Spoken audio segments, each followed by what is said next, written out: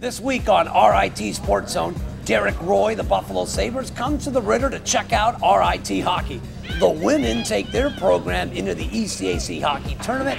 25 years is a long time to call hockey games from the booth. And ever wonder if those sports drinks are good for you? We'll explain. The future starts now. You're in the zone.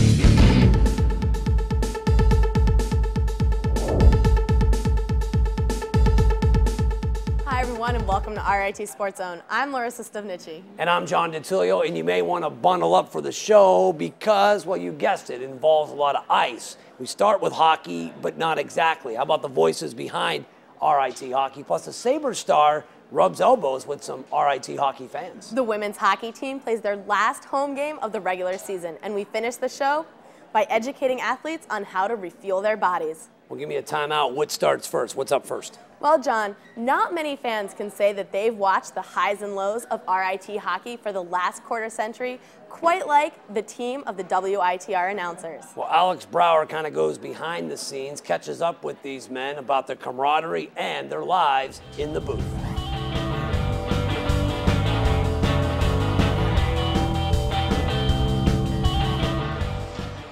For the past 25 years, you've been listening to these men over the radio waves at WITR, commenting on the RIT men's hockey team. Now, get the story behind the voices.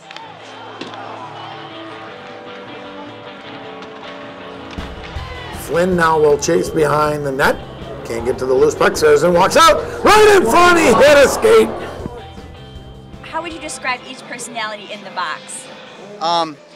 I'm the more serious of the group, I guess you could say. We all have really good sense of humor, and you know, when one of us starts to kind of maybe go a little too far, it is a pretty irreverent broadcast, and people like that as long as we don't go too far with it. So my job sometimes is to kind of bring everybody back into it a little bit. And I'm the goof of the group. I just, you know, I do very little game prep and just shout names as they come to me and shouts he scores when we do.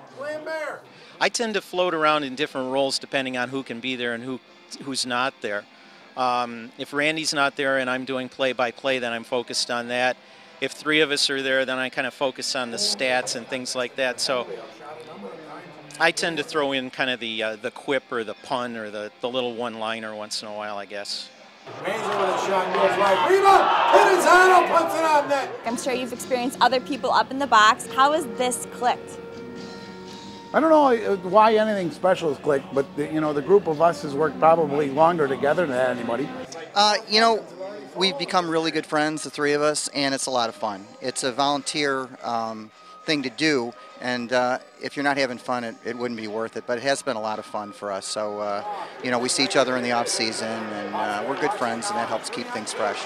Now, people that listen to your broadcast have noticed that you actually know a lot about the other team that the RIT is playing against. Do you do prep work? What kind of research goes into that? Yeah, we do a lot of prep work, and both Chris Lurch and myself have been staffers with U.S. College Hockey Online for about the last decade also. So that helps a lot in prep work. It's been interesting this year because we do play teams twice on a weekend, and it wasn't like that in the Division III days.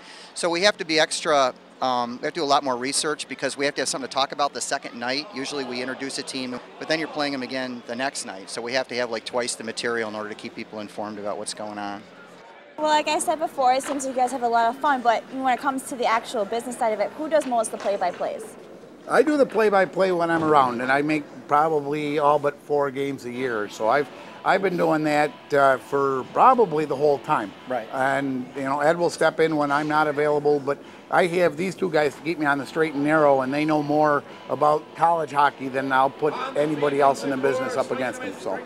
Hockey of any sport, I think, is the most difficult to call play-by-play because it's just so fast, and when it stops, it's only for 18 seconds and it goes again. Now, the team 2 years ago made the transition to D1. Has that put any extra stress or any more time demands than regular? We've had to do 10 more games a year, so that, you know, 5 more weekends makes a longer season. You see it out on the ice. It's a lot quicker game, a lot crisper. And the biggest thing is these guys have got to go out and play a full 60-minute game. If you let up even for 30 seconds like last night, there are going to be a couple of goals in the back of the net.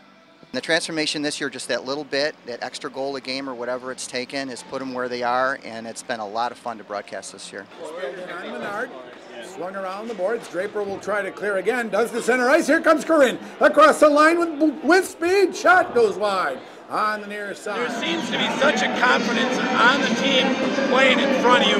It's got to be not just a good feeling, but it's got to be fun too. I know it's fun playing when everybody's playing. Everybody puts a lot of effort.